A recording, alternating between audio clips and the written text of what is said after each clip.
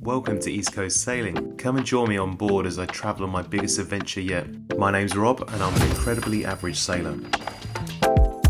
I decided to create a docu-series capturing what it's like to go solo sailing, the highs and the lows. I'm sailing 600 nautical miles solo to and from the Channel Islands.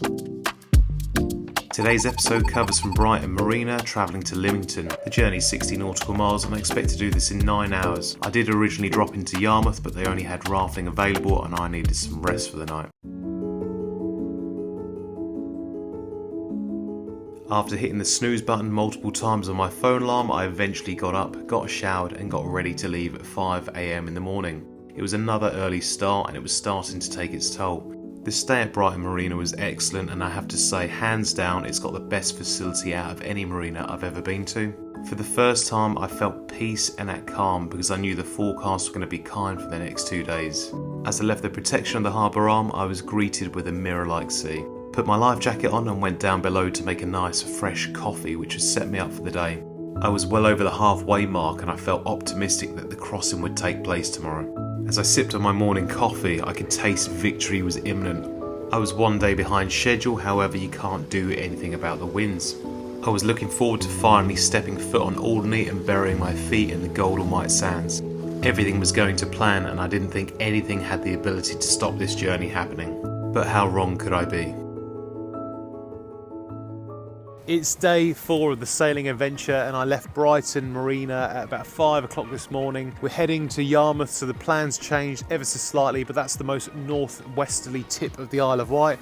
And it's a really good departure point for going past the Needles and on to St Anne's as part of the Channel Islands. I think I've got about 40 nautical miles until I get to Yarmouth. Stop over there and hopefully I pull in by about midday and then I can get some fuel, freshen up, get any more supplies I'm going to need because I don't know if any shops are going to be open. I'm quite proud of myself for going out in some of these conditions. Hardly any boats went out yesterday. There was only me and the German crew and everyone else who was in the convoy bailed and they didn't fancy it. And to be fair, the forecast was really underestimated and that's happened a couple of times. I don't know why it's so difficult to accurately forecast weather or over-predict it. It got up to about 32, 33 knots of wind and it was becoming really uncomfortable and the boat was just slamming down on the waves.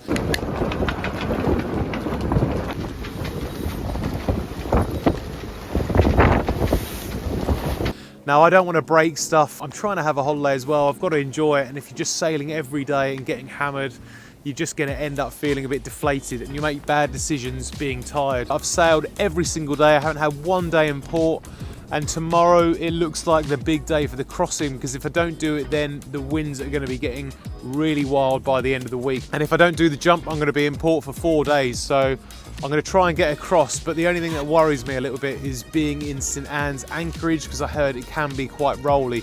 I'd strongly recommend you don't stay in Alderney Anchorage if the winds are from a northeasterly direction and exceeding over 15 knots. You will get really big swells in there and they will be really uncomfortable. I haven't actually got a tender on this boat, which is a bit annoying, so hopefully there's a water taxi, otherwise I'm going to have to jump in the emergency kayak, paddle to shore with a wet bum and then change when I get onto land. As all things sailing, you just got to be really flexible with your commitments and time because nothing goes to plan. The wind never comes from the direction you want it to. The tide is never whenever you need it to be. So yeah, that's it. That's sailing for you, isn't it? The winds had picked up nicely and were pushing Ivania along at a comfortable 7.5 knots.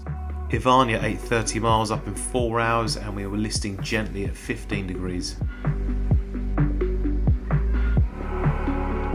Portsmouth come into view on the horizon, which is easily identified by the Spinnaker building, which is the tall building on the right.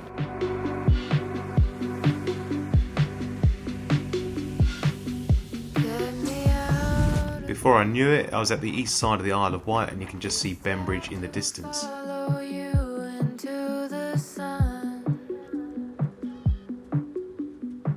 I had now entered the Solent area, which is basically the mecca of sailing in the UK. I passed the rocky shallows of Spithead south of Hyaling Island. I was now paying the price for that extra hours of beauty sleep in the morning as the tide had turned against us.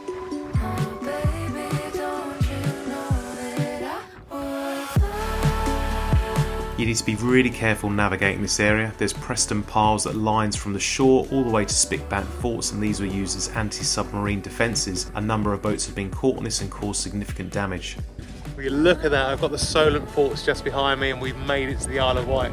I've probably got another 16 miles to go until I get to Yarmouth, but we're making very good progress. And it's been fairly comfortable, the ride today, so I'm enjoying it and I can't complain. Can't wait for a nice beer in the marina.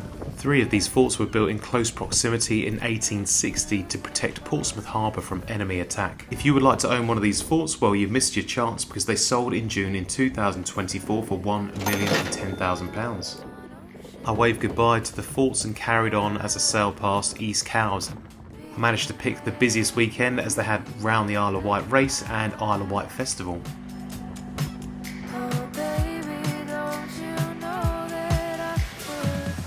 I'd called up Yarmouth much earlier to make sure they had plenty of moorings, as I didn't want to raft specifically because I had to leave early in the morning and I needed a good night rest. I was assured by the welcoming voice that there was plenty of berths available and I wasn't going to be rafting up. However, it was a different story when I arrived and spoke to the harbour master. After a quick discussion and not getting anywhere, I decided to hop over to Lymington, which is only 2.5 nautical miles, and it was the closest departure point. Luckily, Lymington had a berth for me. However, when I had the engine on full throttle, there was a really serious judder that started occurring. I've had a bit of a nightmare today. I pulled up in Yarmouth, tried to get a berth for the night, rang up in advance and said I was on my own, needed an easy mooring to get onto. Arrived there and they said it was only rafting up left, and I said, well, I'm leaving at 2 in the morning, I need to get fuel. So the berth they offered me was one that was on an isolated island, so I had to get a water taxi to get it off it and get back on it again. So you're paying £50 a night plus 3 or 4 river taxis to get to and from the boat, and I was like, no, that's ridiculous. So I went from the Isle of Wight back over to Lymington, so it's the last thing I wanted. I was hoping to get a little bit of rest today, but it just seems like everything's against me for this crossing tomorrow. I've had to do the shaft engine realignment again because I was having a really bad judder on the engine just on tick over when it was in drive. If this doesn't cure it, maybe I'm going to have to postpone the crossing for another day just to change over the diesel injectors if that's the issue, the only things that could cause it. If one of the pistons out of the 3 is firing a lot less than the other 2, then that's going to cause a really big imbalance and hence a vibration. I think it's down to the shaft alignment because I put the new engine mounts on and everything's going to drop a little. So I had to go through with the feeler gauge, checking everything so the boat is a right old mess, like just doing top, bottom, left and right to make sure we've got the same clearance on all sides. Just look at the trail of devastation and spanners everywhere. I've had to pull all the cushions off the cockpit to try and get everything out. I've got tools over there. This is just the realities of sailing. I did check a few things, and to be fair, the tolerances weren't spot on, so hopefully it's going to cure it. I'm going to get the engine on and see how that works. But I apologise for the big red sweaty mess.